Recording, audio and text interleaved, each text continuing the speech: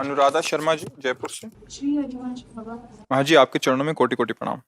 महाराज जी, ग्रस्त में रहकर जिन संतों ने भगवत प्राप्ति की और इस जन्म को सफल बनाया, उन्हीं संतों की तरह मुझे भी प्रिया प्रीतम की प्राप्ति करनी है। मेरे जीवन श्वास श्वास का बस यही एक ध्येय बन गया है। इसका है हाँ, नाम जप करो, श्री जी के आश्रित रहो, अपने मन की एक एक वृत्ति को जांचती रहो, कोई ऐसी वृत्ति ना उठे जो भगवत विरोधी हो, जो हमें प्रभु से विमुख कर दे। और नाम जप करते हुए प्रभु की लीलाओं का गायन, लीलाओं का श्रवण, लीलाओं का चिंतन और श्री जी की सेवा विराजमान करो, उनकी सेवकाई करो। उससे हमारा मन बहुत जल्दी उनमें आसक्त हो जाता है। श्री जी में मन आसक्त हुआ कि शरीरासक्ति घटी, शरीरासक्ति घटी कि विकार नष्ट हुए, प्रेम जागृत हो गया। यही उपाय है। संतों में स्त्री पुरुष शरीर का भेद नहीं होता, संत तो संत होते हैं। भेद किया दंडकारण्य के ऋषियों ने कि शबरी स्त्री शरीर और अमुक जाति की, तो आप देख लो सरोवर में कीड़ा पड़ गए और प्रभु किसी भी ऋषि के घर नहीं गए। कहाँ अगर कोई श्रद्धा रखते थे तो उनसे पूछ लेते थे, कहाँ है सबरी माँ, कौन सा आश्रम है, इतने में निहाल करते थे। लेकिन गए सबरी जी के यहाँ। प्रेम और संतत्व भक्ति ये किसी के बंटवारे में नहीं कि पुरुष शरीर या स्त्री शरीर।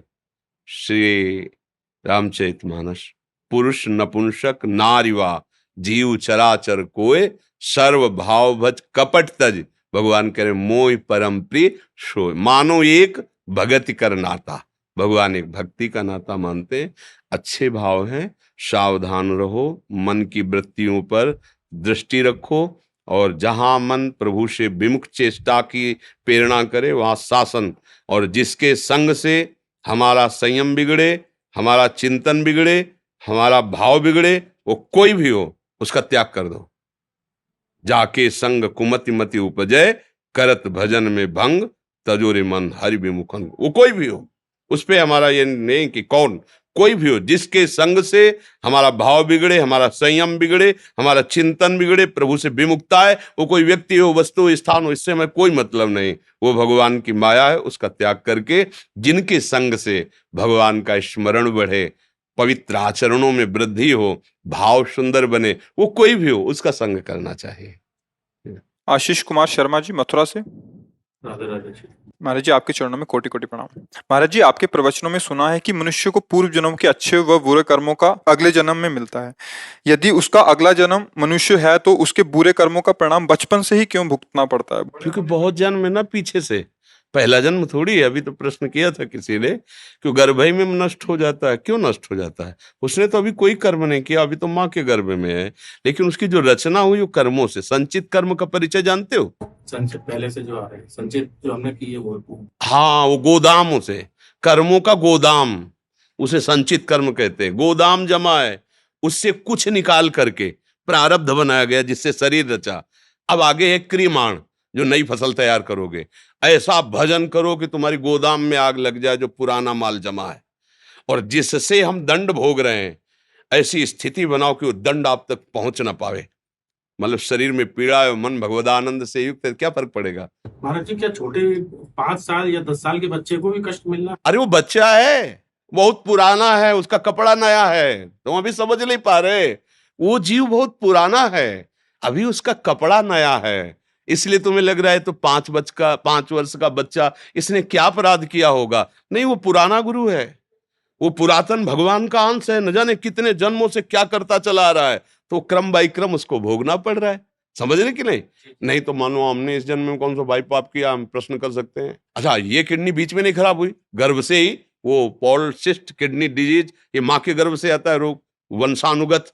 भैया ऐसा क्या? नहीं, हमारे कर्म का फल, ये हमारी लाडली की कृपा है कि ऐसे होते हुए भी मुझे ऐसे जिला रही है। ये हुआ नई खेती, पुरानी खेती आ गई और नई खेती ये हुई, नया कर्म जो भगवद आश्रय भजन हुआ, मस्त बेपरवाह की। अगर हमारी बात मान लो तो अभी बेपरवाह तुम हो जाओगे। हमारी बेपरवाही कितनी है उसका असर तुम्हारी छाती बताएगी। अगर हमारी बात मान लो तो गेट से निकलोगे मस्त निकलोगे। जब तुम हमारी वाणी तुम्हें मस्त कर सकती तो हम कितने मस्त होंगे अनुमान लगा लो। अगर पवित्र हृदय नहीं तो हमारी बात नहीं समझ पाओगे। ये प्रारब्ध कर्म तुम्हें दिखाई दे रहा, किडनी फिडनी कुछ चले, हम ना इसके सहारे है न इसके सहारे जी रहे, हम किशोरी जी के सहारे है और किशोरी जी के सहारे जी रहे, पक्का इसलिए किसी के दिमाग का हाल करता। इनसे कोई फर्क थोड़ी पड़ता है हमारे, क्योंकि हमको ऐसी ठौर मिल गई कि इनका कोई परेशानी नहीं, अभी छूट जाए, अभी नष्ट हो जाए, अभी मर जाए, कोई फर्क नहीं पड़ेगा। वही हम पहुंचाना चाहते हैं, वही भाव तुम्हारे अंदर डालना चाहते हैं। अब ये हो कि भाई खूब खूब स्वस्थ हैं, खा पी रहे हैं, मौज मस्ती करें, तो भाई ये बोलेंगे हम तो बीमार आदमी, बीमार होके हो जानते हो कई बजे, 2 बजे रात्रि से वहां चलते हैं, और एक बार झपकी नहीं लगती कि हाँ क्या प्रश्न, ऐसा नहीं है। राइट टाइम लेटना, उठने में नींद आए तो आए, नहीं खत्म, दिन में 1 मिनट भी नहीं सोना। अभ्यास करो, प्रभु का आश्रय लो, भजन करो, दिव्यता में आओ। पूर्व जन्मों के कर्मों के अनुसार बड़े बड़ों को दंड भोगना पड़ता है। रामकृष्ण परमहंस जी के गले में कैंसर था, ये बड़े बड़े महापुरुषों के देखो ना, अब हमारा फाइनल है, अंतिम जन्म है, अब जितना हिसाब अभी और होगा पूरा भोगना पड़ेगा। मतलब 100 में 10 थप्पड़ लगेंगे, 90 माफ हो जाएंगे, पर वो 10 का हिसाब जोड़ेंगे तो 100 तक पहुंच ही जाएंगे, इतना हिसाब जमा है। अब ये ज्ञान तो होता नहीं जीव को, तो सोचने लगता है इसका क्या दोष, बच्चा था अभी। वो बच्चा नहीं था, उसने जो जो जन्म जन्मांतरों में अपराध किए उसके अनुसार उसका दंड विधान होता है। इसलिए दोषारोपण प्रभु पे ना करके हम आगे अपना सुधार कर लें, अपना भजन ऐसा कर लें कि पीछे वाले को हम मिटा दें। समझ पा रहे हैं आप जी? जगमोहन दीक्षित जी दिल्ली से। महाराज जी, आपके चरणों में कोटि कोटि प्रणाम। महाराज जी, आपकी कृपा से ऐसा भाव समझ में आ रहा है कि सब कुछ प्रिया जी की इच्छा के अधीन है, और आप जी के चरण बल से ये सूत्र जीवन में दृढ़ता से अपनाने का प्रयास भी कर रहा हूँ। सदगुरुदेव भगवान, फिर भी कभी किंचित ऐसा सूक्ष्म भाव। देखो, थोड़ा सा तो अभी समझना पड़ेगा, जब तक वासना है और उपासना का पूरा रंग हृदय में नहीं आता, तब तक मन तुम्हें धोखे में डाल सकता है। इसके लिए थोड़ा विवेक की प्रधानता रखनी होगी। कोई भी वासना जनित प्रेरणा को प्रिया जी की प्रेरणा मानकर कहीं ऐसा ना हो जाए, इसलिए हम बीच में बोल पड़े कि सब कुछ प्रिया जी की इच्छा से उस हृदय में स्वीकृति होगी जिसकी समस्त कामनाओं का शमन होकर भगवदाकार वृत्ति हो गई है। नहीं तो वासना और उपासना का भेद न समझने के कारण समझोगे ये प्रभु की इच्छा ही है, चलो भोग लेते हैं या कर लेते हैं। वो पापाचरण आपको जब दंड देगा तो कहोगे ये क्या हो रहा है, हमने तो आपकी इच्छा मानी थी। तो भगवान की इच्छा है या वासना है, तस्मात् शास्त्रम प्रमाणम ते कार्याकार्यो व्यवस्थितौ। गुरुजनों की वाणी और शास्त्र प्रेरित अगर स्फुरणा है तो प्रियाजू की प्रभु की प्रेरणा है, नहीं तो ये मन की प्रेरणा है, वासना से प्रेरित हो रहा है, हम इसे प्रियाजू की प्रेरणा नहीं मानेंगे।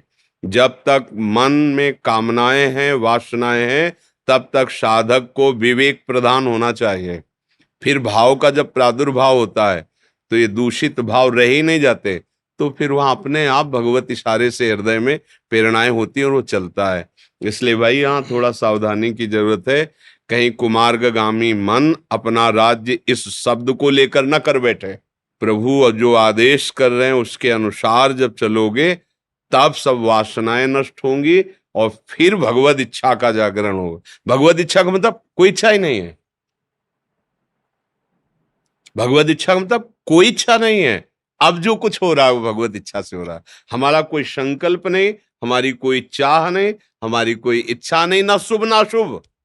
अब जो हो रहा है वो देख रहा है, कर्ता नहीं बचा, कर्ता और भोक्ता भाव मिट गया जो अज्ञान के कारण था। अब वो देख रहा है कि मेरे प्रभु लीला कर रहे हैं इस शरीर को निमित्त बना करके। फिर उसके द्वारा एक भी शब्द, एक भी क्रिया शास्त्र विरुद्ध नहीं हो सकती, ध्यान रखना। शास्त्र विरुद्ध आचरण है तो वासना अपना राज्य कर रही घुमा के, हम उसे समझ नहीं पा रहे और हम जान रहे हैं कि प्रभु की इच्छा है। भाई हमने तो बुलाया नहीं, प्रभु की इच्छा से ऐसा भोग का संयोग बना, ऐसा हो गया, वो भगवान की इच्छा नहीं। संयोग प्रारब्ध वशात हो सकता है, लेकिन भोगना न भोगना ये अज्ञान का और ज्ञान का विषय है, विवेक के द्वारा। अब जैसे आपका संयोग हुआ, आप बैठे हैं, अब आपको क्या उपदेश करते हैं, आप तो हाथ जोड़े सुन रहे हैं, लेकिन अगर हम गलत उपदेश करते हैं तो जो मालिक है हमारे और आपके बीच में, वो हमारे हृदय को जलाएगा, दंडित करेगा। ऐसा नहीं कि सब ऐसे हो रहा है, अनुशासन है। यहां से हटने के बाद तुरंत एक बार प्रथम व्यक्ति से लेकर अंतिम व्यक्ति तक पूरी बुद्धि का एक बार सर्च होता है, एक बार राउंड लगता है। कहीं कोई कैसे भी, हाँ, फिट फिट, अगर एक शब्द भी रुका हमारा दिमाग में, ये कैसे शब्द आ गया, कहां से आ गया, खोज करते हैं। ये उसके संग के प्रभाव से आया है या मेरी कहीं त्रुटि रही है। ऐसा नहीं, एक शब्द की भी त्रुटि नहीं, एक चेष्टा की भी त्रुटि नहीं, भगवत मार्ग है। इसमें मनमानी आचरण करना, वो नाटक ढोंग पाखंड अलग की बात है, लेकिन सत्य मार्ग पर चले, एक भी शब्द का मिस्टेक नहीं, चेष्टा और क्रिया तो बहुत दूर की बात रहे। तो ये हमें प्रभु देखते रहना है कि जब तक हमारा मन भगवदाकार नहीं होता, तब तक उसे में विषय स्फुरणाएं होती हैं, विषय स्फुरणाओं का संयोग प्राप्त होता है, पर विषय भोगना न भोगना ये उपासक का विवेक कार्य करता है। तो विवेक प्रधान रहना, कहीं ऐसा न हो कि प्रियाजू की इच्छा मानकर गलत आचरणों में उतर जाए, ऐसा प्रभु का विधान नहीं होता। ये ध्यान, भूल न दे कुमारग पाऊं, ऊसर बरसई तृण नहीं जामा, जिम हरिजन ही उपज न कामा। जो हृदय भगवान को अर्पित हो जाता है, उसमें गंदी वासनाएं रह ही नहीं जाती हैं। जैसे ऊसर में कितना खाद पानी लगाओ, उसमें अंकुरण नहीं होगा। जैसे भुने हुए अन्न को कितना भी खेती में आप फैलाकर खाद पानी डालो, उसमें अंकुरण नहीं होगा। ऐसे जो भगवान की ज्ञानाग्नि से वासनाएं भस्म हो गई, उसमें पुनः वासना का स्फुरण नहीं होता।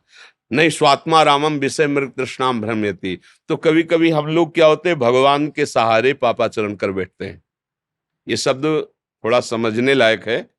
कभी कभी हम भगवान की आड़ में अपने मन की वासनाओं की पूर्ति करते हैं, और जब कभी कोई पूछता है तो बोले उनकी सत्ता के बिना पत्ता नहीं हिलता, तो हमारे द्वारा जो हुआ उन्होंने तो करवाया है।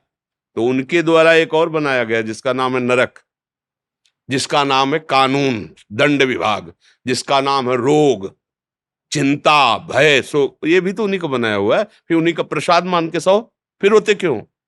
अगर हम माना चलो ठीक है, उन्हीं की प्रेरणा से, तो उनकी ऐसी प्रेरणाओं का ऐसा फल होता है भोगो, फिर उनको कोसते क्यों हो? और यदि कोसते हो तो सही मार्ग में चलो। भगवान ने दो विभाग बनाए हैं, एक विभाग बनाया है मन की वासना का, और एक विभाग बनाया है उपासना का। उपासना पे चलो तो सुख में, और वासना में चलो तो दुर्वासना मम सदा परिकर सेंती, वो नीचे गिराती हुई चली जाएगी। इसलिए उपासना और वासना के भेद को समझो, तब फिर आगे ये बात आएगी कि प्रभु जैसा चाहते हृदय में बैठ के वैसा कराते हैं। गुरपाल सिंह जी, जी महाराज जी आपके चरणों में कोटि कोटि प्रणाम।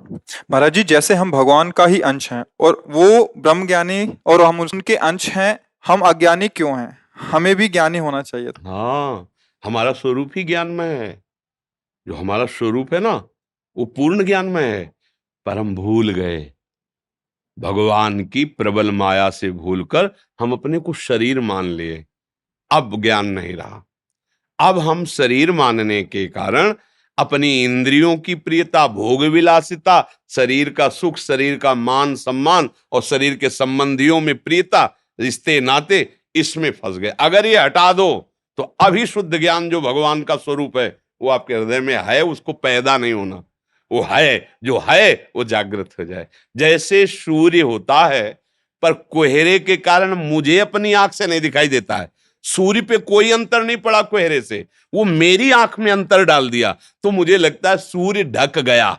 सूर्य नहीं ढका, मेरे नेत्रों की शक्ति ढक गई कि कोहरे के पार सूर्य में देख नहीं पा रहा। तो ये जो मायाकृत अहमता है, अहंकार है, ममता है, मोह है, इसने मेरे ज्ञान पर पर्दा डाल दिया। अब ये पर्दा मैं स्वीकार किए हूं, पर्दा हटा दो तो आपका स्वरूप ज्ञान में है। ज्ञान में विशुद्ध ज्ञान, आप समझ पा रहे ना? पर्दा क्या है?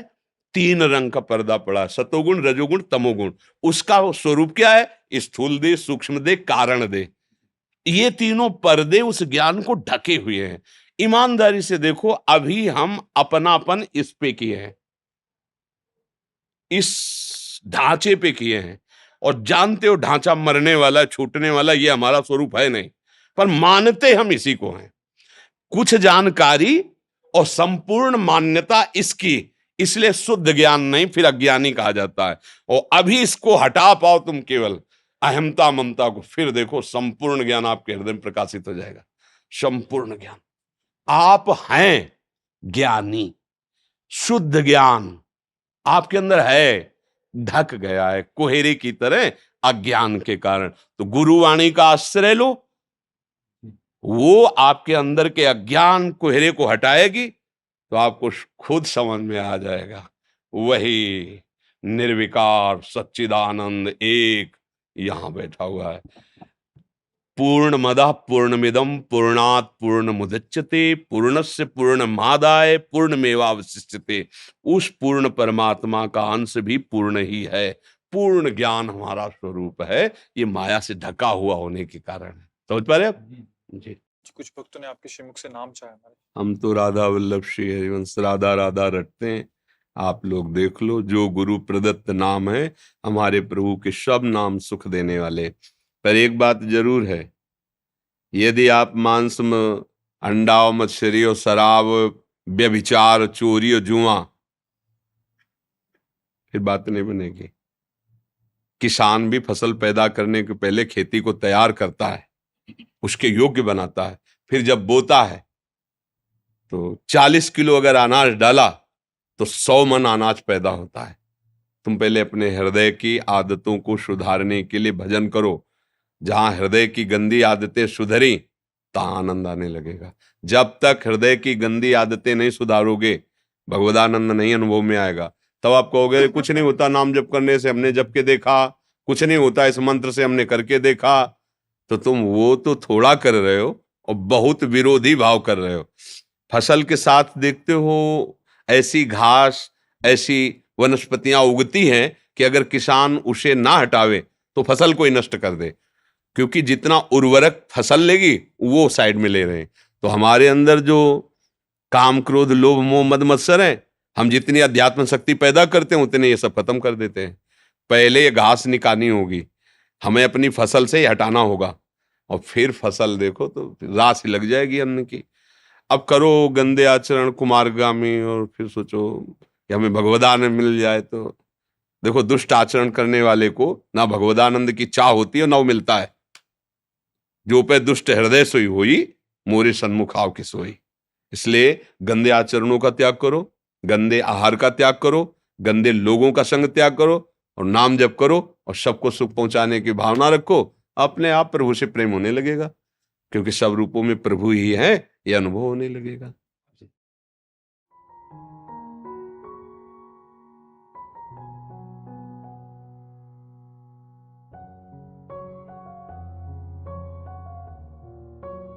हम लोग सनातन के लिए कार्य कर रहे हैं, क्योंकि हमारा सनातन, क्योंकि हम लोग संतों की संतानें, ऋषियों की संतानें, अलख निरंजन आपी आप, ना कोई माई ना कोई बाप, अलख निरंजन आपी आप। तो हम लोग आपसे अपेक्षा भी है और आपसे उम्मीद भी और निवेदन ही आपके चरणों में कि हम लोग जेवर एयरपोर्ट के पास में एक कार्यक्रम कर रहे हैं आयोजन 10 सितंबर रविवार का। तो हमारी उसमें मेरे पूज्य गुरुदेव हैं आनंद पीठाधीश्वर, जो भारत में 6 आचार्यों में हैं। आप आचार्य पद्धति में स्थान महाराज जी का आनंद अखाड़े के आचार्य महामंडलेश्वर हैं, और हमारे काल का पीठाधीश्वर हैं महंत सुरेंद्रनाथ अब्दू जी महाराज, और हमारे जो अयोध्या राम जन्मभूमि के जो मुद्दे को जो उन्होंने उठाया था सभी चैनल पर, दीपांकर जी महाराज, साध्वी डॉक्टर दी प्राची निरंजन ज्योति जो ग्रामीण विकास मंत्री हैं। तो काफ़ी संतों की गर्मामयी उपस्थिति। तो हमारी ऐसी अपेक्षा और उम्मीद भी है आपसे कि आप भी उसमें अपनी से डायलिसिस शुरू हुआ किडनी के, तो अभी जैसे अभी उठेंगे थोड़ा प्रसाद लेके डायलिसिस पे चले जाएंगे। जब से किडनी खराब हुई तब से बस सुबह का ये समय दे पाते हैं। इसके बाद अब डायलिसिस के बाद जो दशा शरीर की होती है वो तो सब कोई जानता है। केवल इतना हमें समय मिल पाता है, ये सुबह 2:30 बजे रात्रि से और ये लगभग 9 बजे तक। यहाँ ऐसी जो एक दिनचर्या गुरु प्रताप से चल रही, बस उसमें। इसके बाद ये जब से डायलिसिस शुरू हुआ तो शरीर सामर्थ्यहीन हो गया, इसलिए कहीं हम जा नहीं पाते हैं। अगर डायलिसिस ना होता तो फिर टाइम ही था इसके बाद। अब क्या करें, शरीर को भी प्रभु ने ऐसी, और जहाँ तक होता है यहीं से बैठे बैठे अपने भागवत धर्म की अपने धर्म की, अपने प्रभु की, अपने संतों की, अपने गुरुजनों की।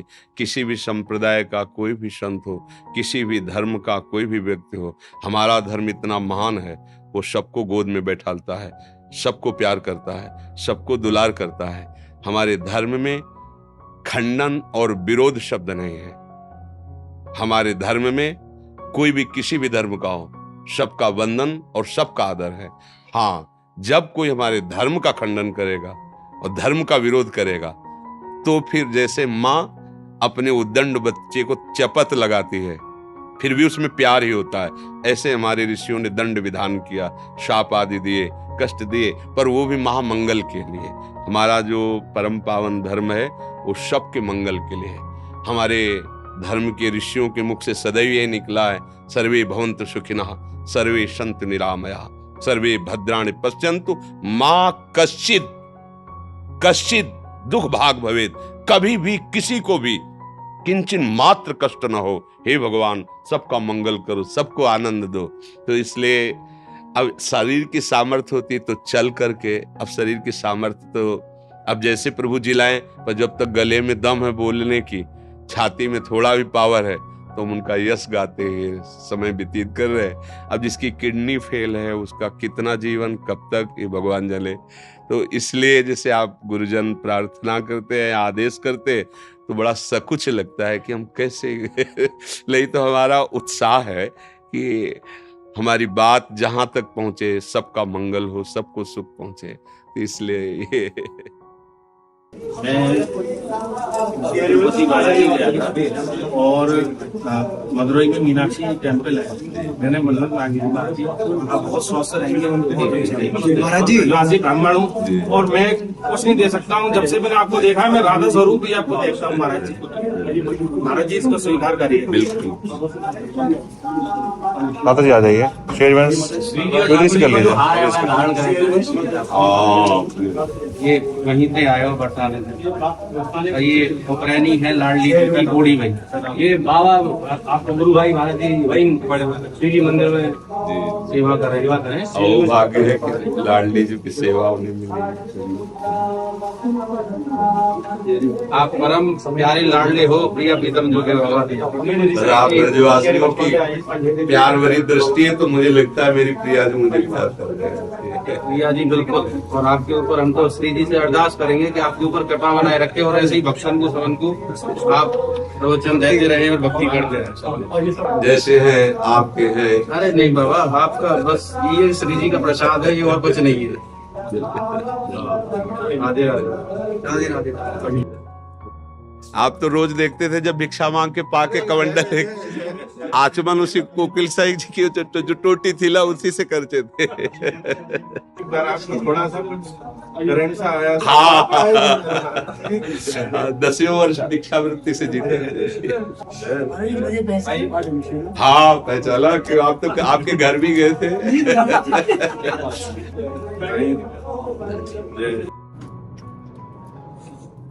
महाराज जी 84 जी नहीं, 84 जी जो हमने यहाँ से पब्लिश कराया, हमारी मूल पार्ट है उसमें राधा सुधानिधि जी भी है उसमें, और कहते सेवक वाणी जी, और सब मूल है हमारे यहाँ से। जो आपने यहाँ कुछ जैसे इस केवल मूल जैसे पढ़ना है, बड़े बड़े अक्षरों लास्ट में राधा सुधानिधि का अष्टयाम भी दे दिया इसी में, एक ही वाणी में संपूर्ण। बहुत सुंदर, बहुत सुंदर, ये तो बहुत सुंदर कर लिया। हाँ, बहुत सही। कवर भी ऐसा रख दे कि फटे ना। मजबूत। हाँ, भेंट क्या है कि जी इसमें तो 200 रुपए डालूं। 8 पूरा सब हो गया इसी वाला। बहुत सुंदर, बहुत सुंदर। अपने जनों को ये दीजिए।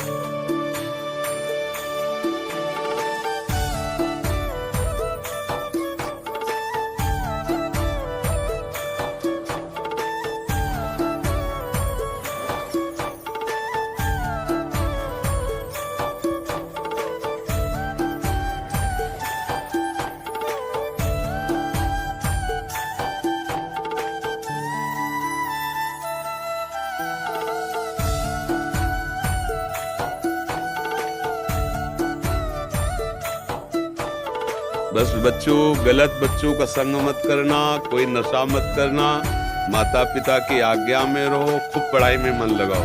नहीं, हाँ, अगर गलत बच्चों का संग करोगे तो ये पढ़ना लिखना कोई महत्वपूर्ण नहीं रह जाएगा। गंदी आदतें आ गई, चरित्र खराब, तो क्या फायदा ऐसा। चरित्र बचाए रखना, कोई गंदी बात नहीं, कोई गंदा नशा नहीं, माता पिता की आज्ञा में चलो।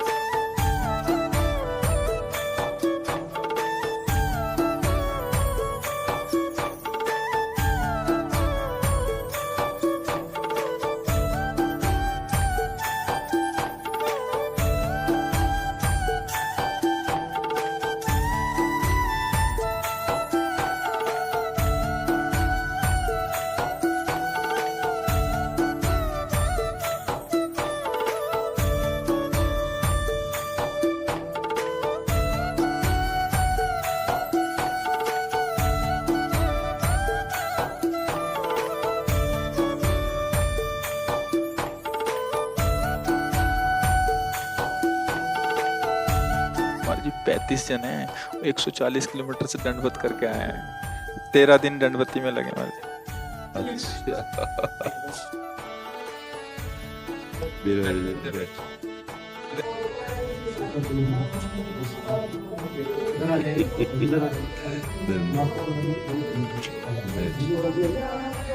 क्या भाव करके इतनी मेहनत की है?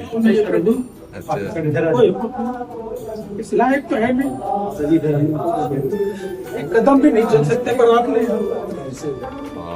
भाव बहुत सुंदर है और भगवान भावना से ही बिक जाते हैं, भगवान बिक जाते हैं। वो बहुत कृपालु हैं। दैन्य भाव भगवान को बहुत प्रिय है। ये जैसे ठीक है, सुविधाओं से आना वो सब ठीक है, लेकिन जैसे आप लोग आए, ऐसे भाव प्रस्तुत किए, तो हमारी महारानी जी का महल है वृंदावन, और हम उनके दास हैं, उनके चरण सेवक हैं। तो परम मंगल, परम कृपा, श्री राधिका कृपा बिन सबके मन। अगर स्वामिनी जी की कृपा न होती तो आप ऐसे कैसे? स्वामिनी जी की कृपा से, और जिस पर स्वामिनी जी की कृपा है उसे दुर्लभ क्या हो सकता है।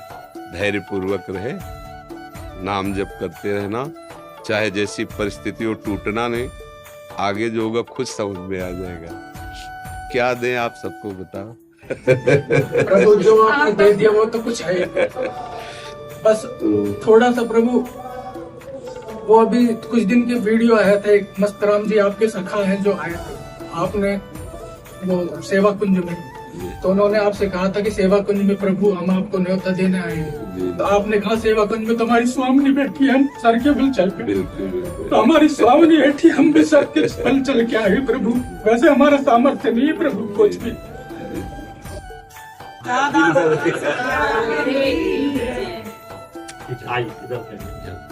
सब आनंदित रहो, भगवान की कृपा, लाडली जी की कृपा का आश्रय रखो।